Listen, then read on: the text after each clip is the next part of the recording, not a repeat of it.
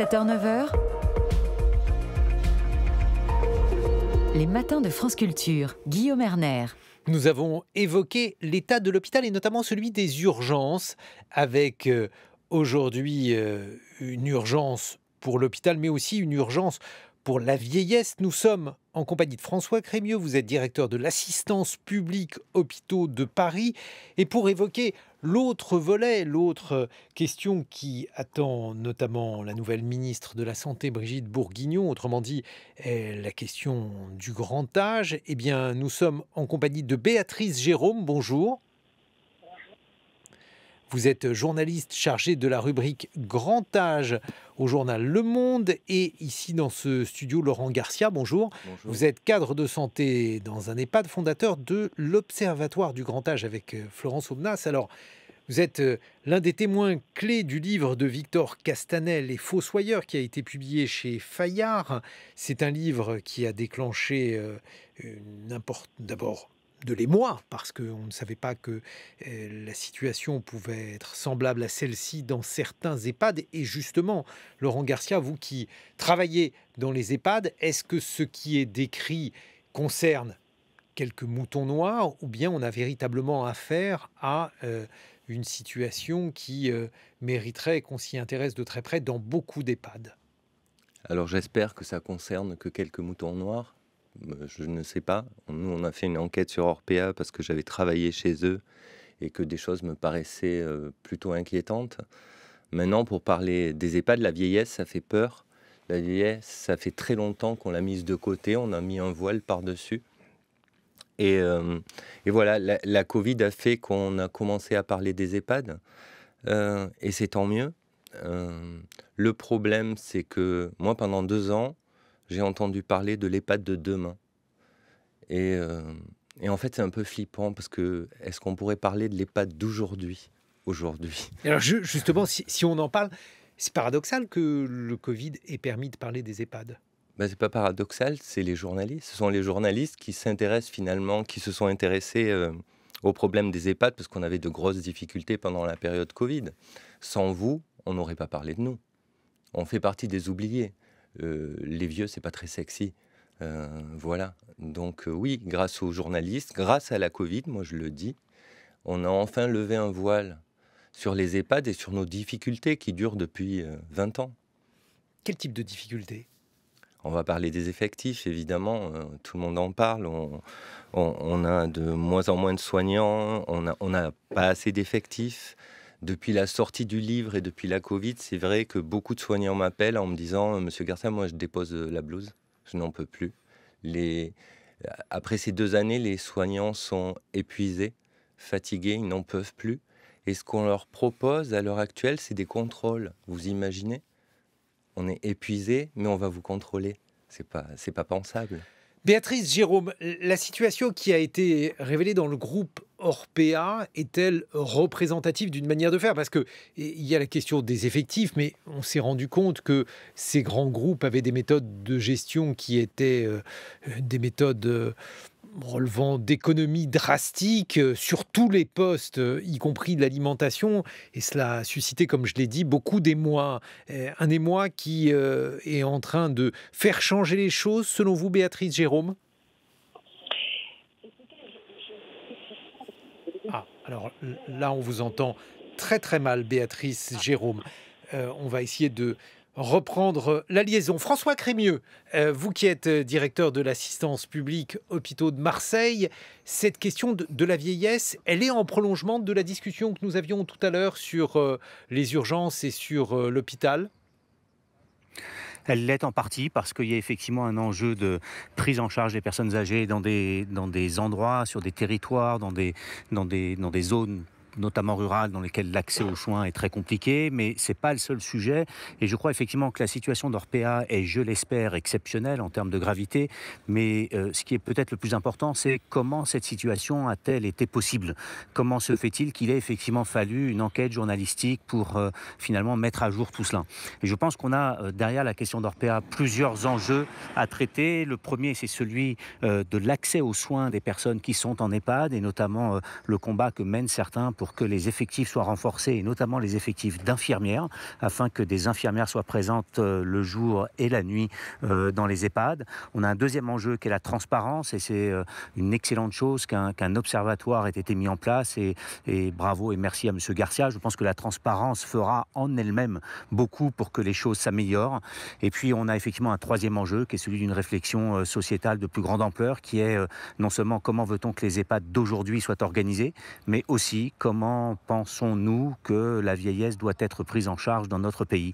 Et il se trouve que les personnes âgées sont souvent les premières victimes des grandes catastrophes. Elles avaient été les premières victimes de la canicule en 2003, souvenez-vous.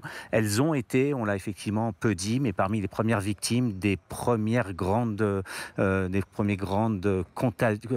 de contagion du début de la crise Covid, notamment dans l'Est et en région parisienne. Et puis ensuite, on a appris et de la canicule et du Covid, et on a su mieux protéger les personnes âgées.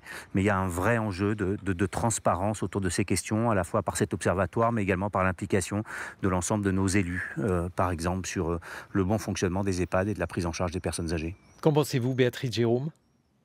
Effectivement, je rebondis sur ce qui vient d'être dit. Je pense qu'il y a les contrôles et de fait, ils ont été particulièrement insuffisants et pendant ces dernières années, ce qui explique la situation d'Orpea, qui avait un sentiment d'impunité totale.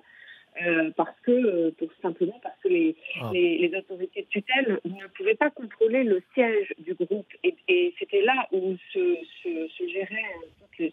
Béatrice Jérôme, je suis désolé, mais votre téléphone est, semble-t-il, mal relié à France Culture, et donc on vous entend très mal. Laurent Garcia, il y a des EHPAD où il n'y a pas d'infirmière de garde de nuit? Il y en a, ça fait très peu de temps qu'il y a des infirmiers de nuit en EHPAD, donc on se partage les infirmiers souvent dans un groupement d'EHPAD. Nous, on a un infirmier de nuit, mais qui Vous partagez les infirmiers? Bien sûr. Ça veut dire quoi concrètement? Concrètement, nous, on a un infirmier de nuit qui est sur 3 EHPAD différents. Après, moi, je pense que c'est pas... Ça veut dire qu'il circule, mais alors, donc s'il circule... Il n'est pas sur l'EHPAD. Il n'est pas sur l'EHPAD. En Non. cas d'urgence, il peut venir, mais bon, oui. On imagine que c'est pas idéal. Non, c'est pas l'idéal. Après, je suis désolé, mais moi, je pense que les aides-soignantes ont été formées la nuit pour pouvoir... Vous savez, dans les EHPAD, il y a des astreintes. Moi, je suis souvent d'astreinte de nuit et on peut m'appeler. Je suis de base infirmier. Moi, j'aurais préféré qu'on augmente le ratio des soignantes plutôt que de parler des infirmiers de nuit qui, finalement, quand ils nous font un retour... quand je vois les retours des infirmiers de nuit, nous, sur l'EHPAD, il ne s'est pas passé grand-chose. Globalement, voilà, je ne sais pas si l'utilité d'un infirmier de nuit, je ne sais pas.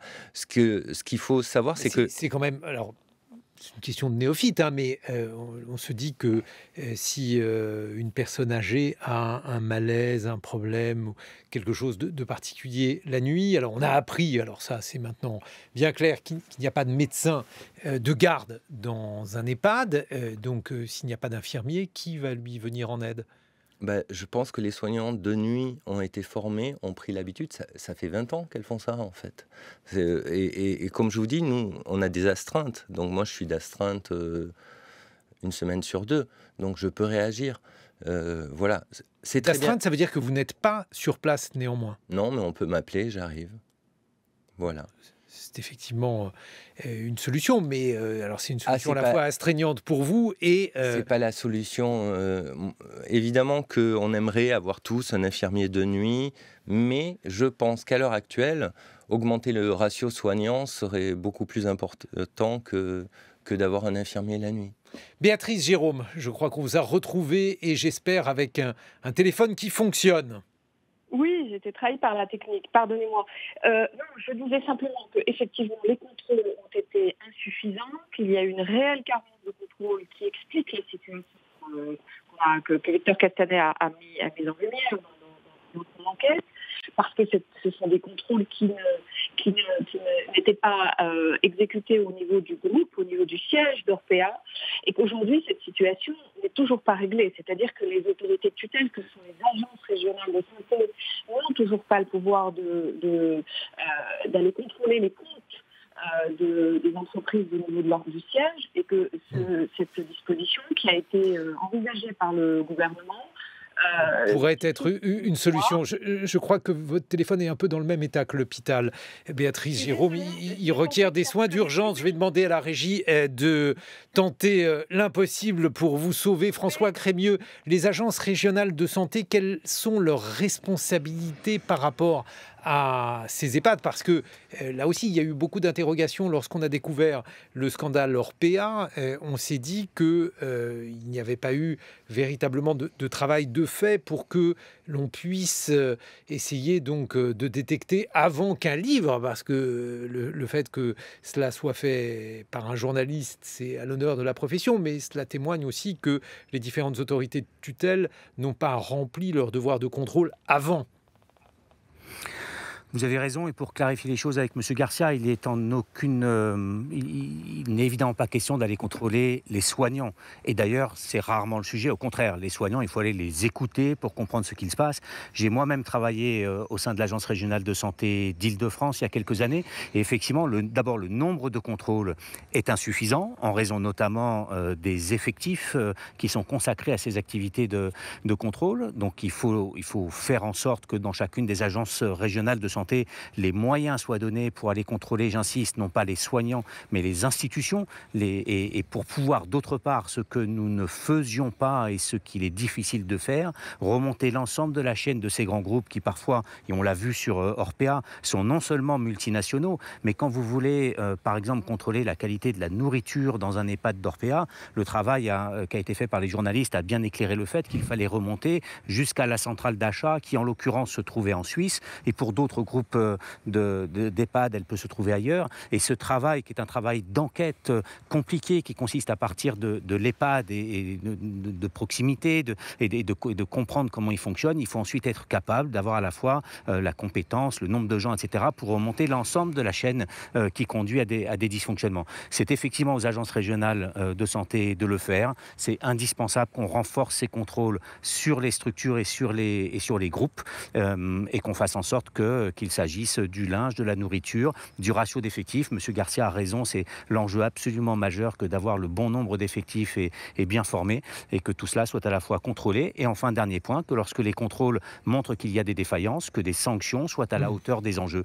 Et la difficulté des sanctions, c'est qu'il ne s'agit évidemment pas de prendre des sanctions qui aient des conséquences sur l'EHPAD et sur le fonctionnement de la structure, mais de prendre des sanctions qui aient des conséquences sur ceux qui la gèrent, et pour que d'urgence, ils rectifient leur mode de fonctionnement quand c'est nécessaire. Oui, parce que la question des repas, Laurent Garcia, elle a beaucoup choqué. On s'est rendu compte que Orpea servait tout d'abord des portions qui étaient insuffisantes. Il y avait ensuite des manières extrêmement mesquines d'apporter un tout petit peu plus de calories aux pensionnaires en mettant des biscottes dans la soupe. Enfin, vraiment des recettes qui étaient indignes. Dans les EHPAD où vous avez travaillé, ça se passe comment, les repas ? Moi, je voudrais reparler d'Orpea. Quand on parle des contrôles, moi j'ai travaillé 8 mois pour l'établissement le plus luxueux de France. Je ne suis pas contrôleur, mais c'est assez facile quand on regarde la gestion de la masse salariale de voir qu'il y a un problème. Donc ça, je ne comprends pas qu'on ne se soit pas rendu compte de ça. Il n'y avait pas de C'est-à-dire qu'il n'y avait pratiquement pas de CDI, que c'était des contrats courts qu'on donnait aux soignants, 2-3 jours. On peut gérer la masse salariale comme on veut. Je ne suis pas contrôleur, je l'ai vu de suite qu'il y avait un problème. Et pour la question des repas, vous savez, un jour, le chef est venu me voir chez Orpea et me dit « Laurent, on passe de 20 grammes à 10 grammes de beurre le matin. Essayez de vous faire 2 tartines de beurre avec 10 grammes de beurre. » Voilà, c'était ça. C'est ça qui est inouï, parce que on se dit, bon, effectivement, il y a un problème de main-d'œuvre, mais il n'y a pas qu'un problème de main-d'œuvre. Lorsqu'on voit ça, lorsqu'on demande donc de faire des économies, surtout, y compris sur les articles d'hygiène qui sont utilisés pour les personnes âgées, vous l'avez vu cela aussi, Laurent Garcia ? Oui, je l'ai vécu parce que, toujours chez Orpea, on peut commander une fois par mois et le 25, pas le 26, pas le 24, c'est le 25. Et quand vous commandez, le directeur d'exploitation valide votre commande, et après c'est le siège qui valide. Donc entre ce que vous avez commandé et ce qui est commandé réellement, il y a des différences, ce qui fait que, oui, le 25 du mois, on n'avait plus de protection. Mais c'est une réalité. Et je pense que c'est fou parce qu'il a pu avoir il y a sûrement eu des contrôles. Je pense que les soignantes ont peur de parler. Et donc, voilà. Et ces soignantes, elles sont dans un groupe, un des plus grands groupes privés. Si elles parlent, elles se disent « je vais être blacklistée ailleurs, je ne trouverai plus de poste ». Et il y a ça aussi qui fait que personne n'a parlé. Et le livre, oui, a levé un voile et a fait qu'on a pu parler. François Crémieux, on a l'impression que ces EHPAD, ils remplissent le rôle que devaient peut-être auparavant remplir en partie les services de gériatrie à l'hôpital. Est-ce que là aussi, vous disiez tout à l'heure qu'il ne fallait pas considérer que les difficultés de l'hôpital étaient révélatrices des difficultés de l'hôpital, mais des difficultés du reste? Est-ce qu'on pourrait appliquer la même question pour la prise en charge des personnes âgées dépendantes? Alors pour ce qui est du lien entre les EHPAD et les hôpitaux, il y a de nombreux endroits en France dans lesquels ces liens ont été considérablement renforcés récemment. Je prends l'exemple que je connais le mieux, qui est celui de l'assistance publique hôpitaux de Marseille, où le service de gériatrie a des liens très forts avec l'ensemble des EHPAD alentours, avec des équipes d'infirmières qui peuvent justement aller soutenir lorsque c'est nécessaire et qui peuvent organiser notamment la prise en charge rapide des patients âgés qui sont en EHPAD au sein des services hospitaliers lorsque c'est utile.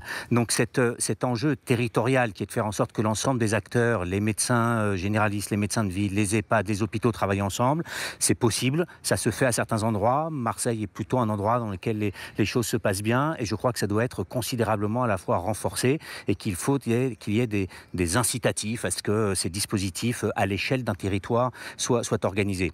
Est-ce que les EHPAD sont victimes de d'autres dysfonctionnements ?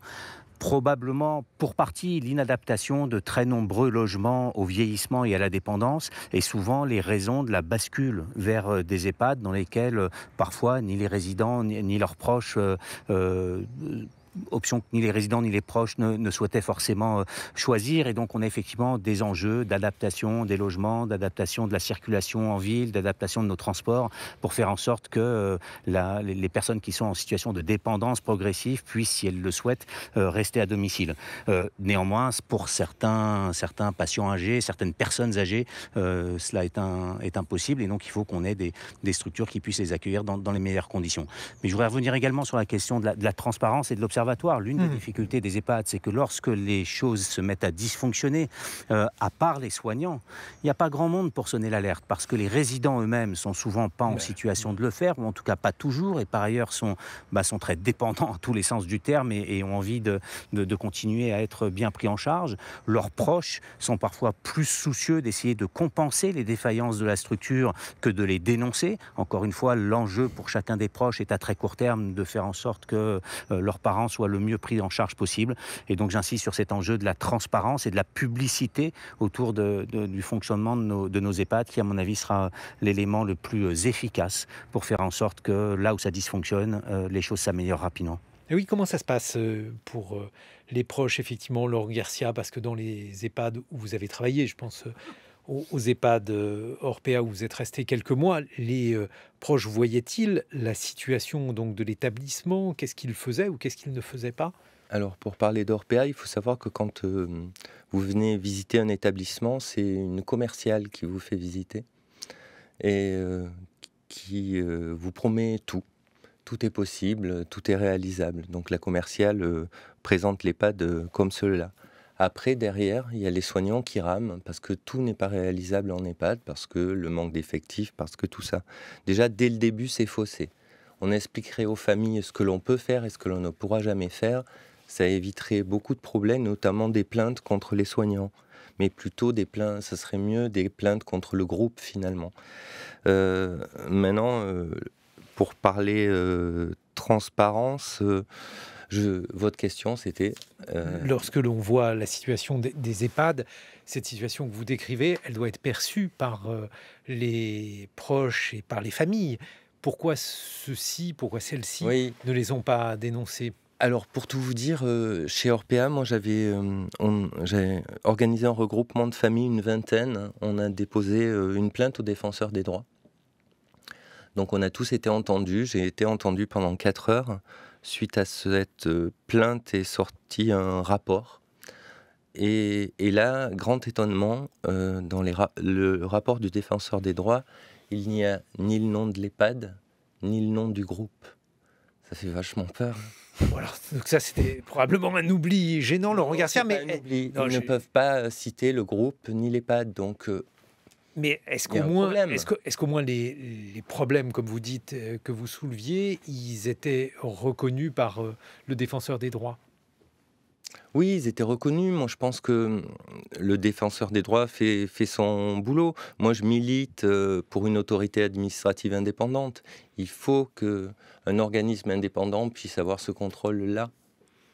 Lorsque l'on voit effectivement cette situation, François Crémieux, on se dit que la situation est peut-être un peu meilleure cette fois-ci dans les EHPAD publics. Est-ce que là aussi, pour la question de l'hôpital, parce qu'il y a de plus en plus de structures privées, est-ce que c'est une bonne chose d'aller vers des structures privées? Est-ce que ça ne met pas finalement la totalité du système en risque? Alors, je crois d'une part qu'il faut reconnaître qu'il y a de très nombreuses structures privées qui fonctionnent remarquablement et qui ne posent pas de difficultés, et qu'il n'est pas impossible un jour qu'un journaliste tombe sur un hôpital public en plus grande difficulté. Mais cette précaution prise, la différence majeure entre les EHPAD publics et les EHPAD privés, c'est que les EHPAD publics n'ont pas d'autre intérêt que la meilleure prise en charge possible de leurs résidents avec les contraintes qui s'imposent à eux. Ce que je veux dire par là, c'est que lorsqu'il y a des contraintes de budget, lorsqu'il y a des contraintes de recrutement, lorsqu'il y a des contraintes d'effectifs, certes, il y a des contraintes qui parfois peuvent conduire à des mauvaises prises en charge, mais les directeurs ou les directrices de nos EHPAD publics n'ont pas d'autre intérêt que d'essayer de faire en sorte de faire au mieux avec les moyens qu'ils ont, et parfois de se battre pour avoir plus de moyens.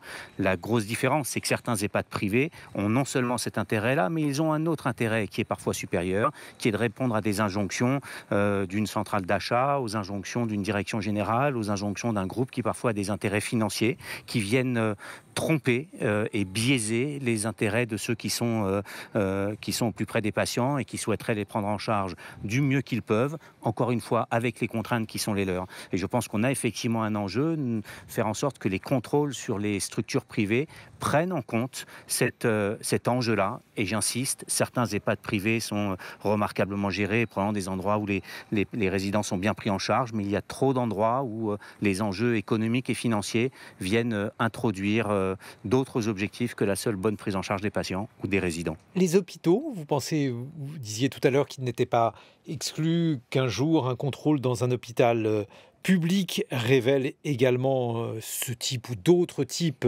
de questions de gestion critiquables, François Crémieux. Oui, il y a de nombreux hôpitaux en France et de nombreux EHPAD, et donc je trouve qu'il serait probablement bien risqué que de considérer que tous fonctionnent de la meilleure des manières. Et d'autre part, j'insiste, certains d'entre eux sont confrontés à des contraintes qui ne sont pas des contraintes d'un organisme financier, mais qui sont des contraintes liées au fait qu'ils n'ont pas suffisamment d'effectifs, soit parce qu'ils n'ont pas suffisamment de budget, soit parce qu'avec le budget qu'ils ont, ils n'arrivent pas à recruter. Et donc, n'allons pas dire que tout se passe bien dans tous les EHPAD ou dans tous les hôpitaux publics de France. Il y a à beaucoup d'endroits des choses à améliorer. Mais d'où la nécessité d'avoir cette transparence et d'avoir la transparence pour tous. Il se trouve que j'ai organisé il n'y a pas très longtemps une visite assez longue pour Michèle Rubirola, qui est maire adjointe de Marseille et qui est la présidente du conseil de surveillance de l'assistance publique des hôpitaux de Marseille, et qui a passé 2 jours à aller rencontrer l'ensemble des équipes de psychiatrie pour s'assurer par elle-même, en tant qu'élue et en tant que représentante des Marseillaises et des Marseillais, que l'organisation de la prise en charge des patients en psychiatrie était correcte, était bonne. Et donc il faut que cette transparence existe, il faut qu'il y ait un regard extérieur sur l'ensemble de ces structures. Je crois que c'est plus fréquemment organisé dans nos structures publiques parce que nous sommes peut-être plus proches, notamment des élus ou des associations. Il faut faire en sorte que ce soit le cas partout, et notamment dans les structures privées qui ont posé difficulté récemment. Laurent Garcia, est-ce que vous pensez que les choses sont quand même en train de changer pour les EHPAD après la découverte de ces scandales? Je pense qu'à l'heure actuelle, ça bouge. Ça bouge parce qu'on parle de nous, parce qu'on a des Parce que des projets se forment, parce que les gens ont des idées, essaient de faire avancer les choses. On sait très bien qu'on n'aura pas plus d'effectifs d'ici 5-10 ans. Donc il faut avoir des idées, il faut imaginer des choses. Et moi je parle des professions intermédiaires qui peuvent aider les soignants, comme la sophrologue, comme le prof de yoga, comme le prof de boxe, comme le prof de Alors, sport. ça n'est pas gagné, parce que si d'ores et déjà les budgets sont extrêmement serrés... Vu qu'on n'augmente pas le ratio soignant, prendre une sophrologue finalement sur un EHPAD coûtera beaucoup moins cher que d'avoir 2 soignants en plus. Mais vous pensez que vous pouvez être entendu? Est-ce que... Alors après, c'est des projets à monter. Nous, sur notre EHPAD, on a une sophrologue et depuis qu'elle est là, les soignantes me disent « Monsieur Garcia, ça nous soulage ». Et au-delà de ça, lorsqu'une famille cherche un EHPAD, parce que là aussi ça a été un traumatisme, comme vous l'évoquiez tout à l'heure, Laurent Garcia, les EHPAD, certains de ces EHPAD qui ont été épinglés, sévèrement épinglés par le livre de Victor Castanet, eh bien, ces EHPAD étaient extrêmement onéreux. Comment savoir, lorsqu'on est une famille, si l'établissement où on veut placer une personne âgée est digne de confiance? C'est difficile. Beaucoup de familles m'appellent depuis la sortie du livre. Et moi, ce que je leur dis, c'est demander à visiter l'EHPAD le matin. Si on vous refuse une visite le matin, n'y allez pas. Pourquoi? Qu'est-ce qui se passe le matin? Parce que le matin, c'est la période où où les soignants ont le plus de travail. C'est le moment des toilettes. C'est le moment. Et si l'EHPAD vous refuse déjà ça, moi, je trouve qu'il y a un problème. Un mot de conclusion, François Crémieux. Je crois qu'il y a aujourd'hui énormément d'urgences. On l'a vu aussi bien pour l'hôpital, pour la médecine de ville, les déserts médicaux et puis la vieillesse. Brigitte Bourguignon a un agenda. Est-ce que l'on sait quelles sont les manières dont elle voudrait prioriser ces différents chantiers? Moi, je peux rien vous dire de plus que ce qu'elle a dit dans son bref discours de prise de fonction, mais j'ai compris qu'elle avait la ferme intention sur ces sujets-là d'agir rapidement, et elle a notamment sur notre deuxième sujet qui était celui des personnes âgées et de la dépendance, une expérience héritée de son ministère précédent. Donc là, on peut imaginer quelque chose. Cela représente un changement de style vis-à-vis d'Olivier Véran. Il est trop tôt pour le dire. Comment le personnel soignant, les personnes qui travaillent dans le domaine médical, vivent-ils ce changement de ministre? Non, je crois qu'ils le vivent positivement. Olivier Véran, mais vous m'amenez à sortir un petit peu de mon devoir de réserve, mais je crois qu'Olivier Véran a été considéré comme un ministre très impliqué dans la crise, et effectivement, le Covid a fortement marqué ces 2 dernières années, et Olivier Véran a été celui qui a annoncé à la fois les bonnes et les mauvaises nouvelles, les moments de rémission collective par rapport au Covid et les moments de reprise de l'épidémie. Donc il est indiscutable que son mandat a été fortement marqué par cette crise, et chacun jugera de si elle a été bien ou mal gérée sur le plan sanitaire, mais il me semble, du poste d'observation que j'avais, qui était d'abord à l'assistance publique à Paris, puis maintenant à l'assistance publique des hôpitaux de Marseille, que notre pays, sur cette crise, a pour le moins pas fait plus mal que d'autres, et dans certains domaines peut plutôt s'honorer de la manière dont la crise a été traitée. La nouvelle ministre arrive à un moment où nous l'espérons tous, la crise est maintenant derrière nous. On a les enjeux de l'après-crise, notamment celui du blues des soignants et de la réflexion de beaucoup d'entre eux d'aller faire autre chose. Et donc le défi de nous tous, de la ministre, aux directeurs d'hôpitaux et aux responsables de l'ensemble des équipes, va être de garder tous ceux qui sont là aujourd'hui et de convaincre tous ceux dont on a besoin de nous rejoindre. Merci François Crémieux. Je rappelle que vous êtes directeur de l'assistance publique hôpitaux de Marseille. Merci beaucoup Laurent Garcia. Merci. Vous êtes cadre de santé dans un EHPAD à Bagnolet, fondateur de l'Observatoire du Grand Âge.